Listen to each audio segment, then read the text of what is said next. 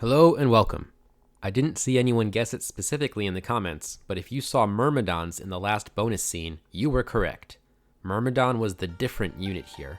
Stay tuned until the end of this video to find the next hint. Myrmidons were the squadron commanded by Achilles in the Battle of Troy. Their name comes from the Greek root word for ant. There are a few different myths regarding their origins.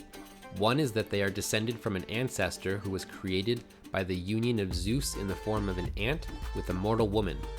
This is similar to how the Minotaur was made, except they don't seem to have taken on any physical attributes of ants. Maybe their ancestor had some. Another is that Hera punished an island of people named after one of Zeus's mistresses by killing all of them. Their king prayed to Zeus, who transformed the ants of the island to people. Either way, the part they inherited from ants is how ants work in real life, in lockstep with each other, numerous and mindlessly following orders without question. Today, the word Myrmidons carries a negative connotation due to that mindlessness, and might be used similarly to the word mooks, the many faceless goons that work with a crime boss or dictator or a video game bad guy. I just think they're neat, and they remind me of the Spartans from 300, even though they have nothing to do with that. Fortunately, Age of Mythology has never been very strict about its source material.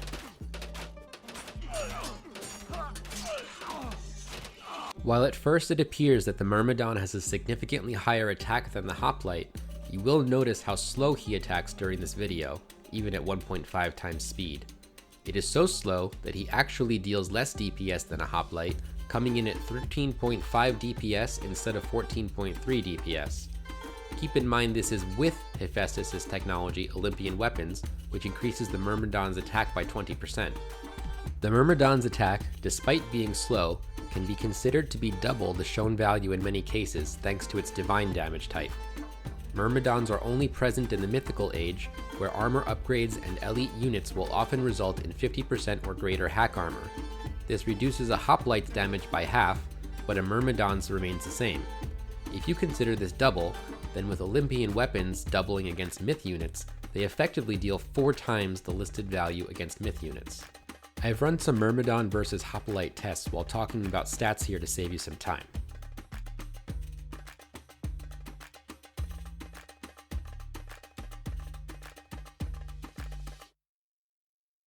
Both units' attack are still much greater than the Hephaestus, which only deals 9.5 DPS and should exclusively be used as anti-infantry. The only other non-hero elite infantry unit in the game I thought worth comparing the Myrmidon to was the Fanatic. Norse have berserks and Egyptians have spearmen, which are more comparable to hoplites, while the more expensive and elite units of both factions are either cavalry or heroes. Fanatics don't deal divine damage, nor do they deal bonus damage to buildings, but deal double damage against infantry and cavalry anyway, and have a faster attack, so they end up dealing more than Myrmidons to any unit except myth units with Olympian weapons considered. But of course, Fanatics can just become heroes, making them much better in that role too for a cost. Myrmidons can destroy buildings much faster, which is in general a problem for Atlanteans, who do not have a long-range siege weapon like the Patrikios.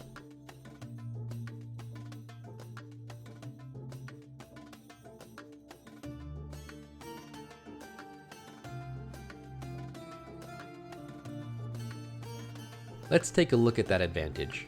One of the most exciting things about the Myrmidon to me is their building destruction potential.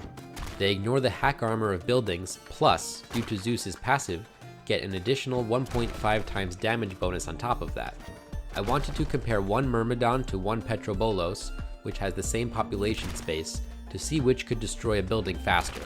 The Patrikios ended up winning by a few seconds, and its longer range enables it to stay out of building fire, but it does cost more resources. I would have thought that giving the Masons and Architects upgrades to the houses, granting additional crush armor, would allow the Myrmidon to win, but it wasn't the case. Next, I compared equal population of Myrmidons to Hoplites, who also get the 1.5 times building damage bonus. The Myrmidons destroy heavy fortifications slightly faster, thanks to their divine damage, but the longer they are forced to stick around, actually perform worse than the Hoplites due to their lower overall HP pool, causing the group's damage to drop off as more of the units died. So Myrmidons actually perform worse in general than the Greeks' other options at destroying buildings.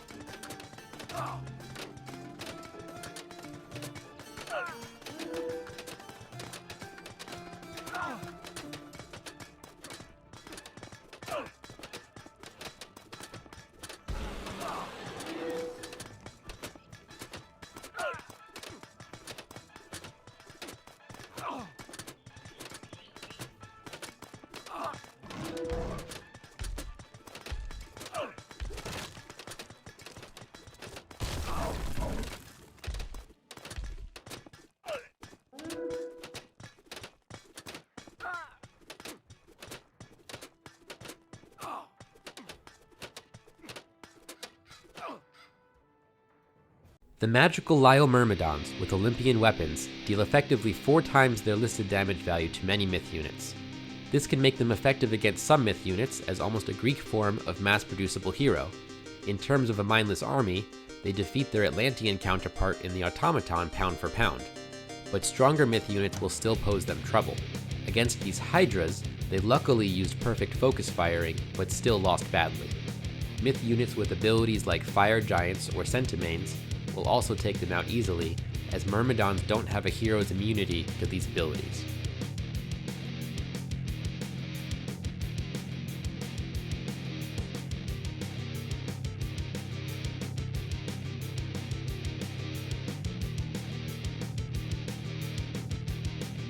As you can imagine, without Hephaestus' tech Olympian weapons granting them double damage against myth units, they get flattened in equal population, as most human units do.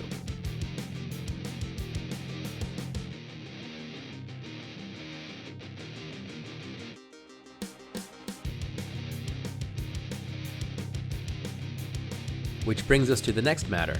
What if you choose Hera over Hephaestus? Hera's new technology in Retold is Argive Patronage. This tech grants you a free Myrmidon every 45 seconds. On top of the Myrmidon's train time, including Levy and Conscript techs of 11 seconds, you gain 25% more Myrmidons, or 1 bonus Myrmidon for every 4 you train. Without unlimited resources, and an inability to constantly train Myrmidons, Argive Patronage can simply give you a free army where you had none before, similar to the Plenty God power. Argive Patronage grants you 2.67 resources per second per fortress, while Plenty grants you 9 resources per second in total.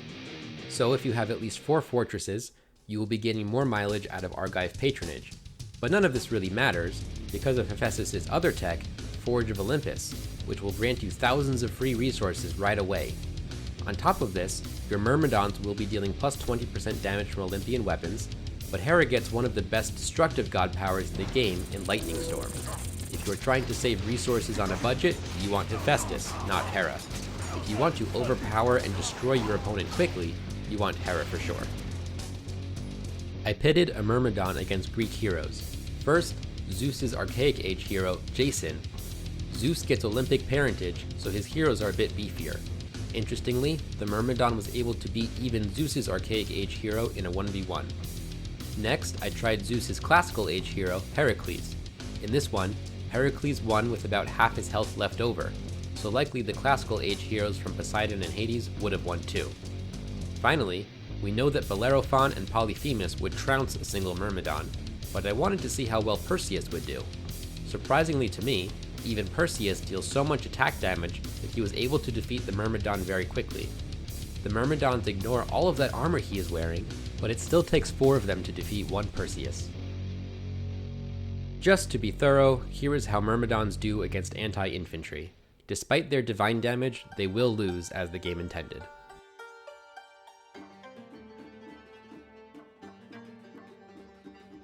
As for their soft counters in fast, ranged units, the Chariot Archer will show us how that works. Myrmidons can beat them if they stand still, in part thanks to Athena's Aegis shield technology, although in my tests, it did not have an enormous effect.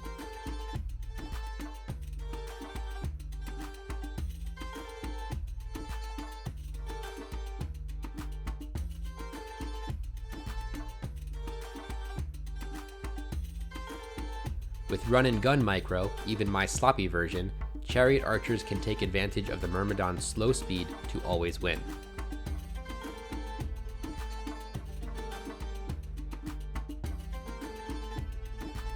Finally, I threw in a population equivalent late game Norse army.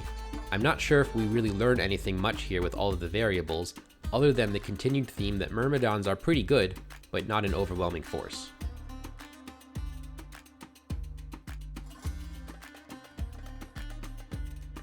If you want a shout out in the next video, let me know if you can figure out from this scene what the subject of that video will be about.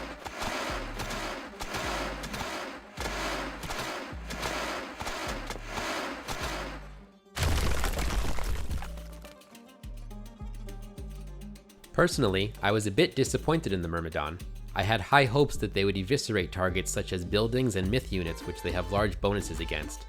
In the future, if hack armor values of any unit gets buffed, this is also a buff to Myrmidons, who ignore it, so keep that in mind. I have heard many suggestions of increasing building hack armor, which may make Myrmidons more viable in the future. Other than that, I might stick to choosing Hera for her free Myrmidons and Lightning Storm power, while using my resources to build Hoplites. If you have any other conclusions, please let me know in the comments. Don't forget to like the video if you enjoyed it, and subscribe to the channel to help it grow. Until next time.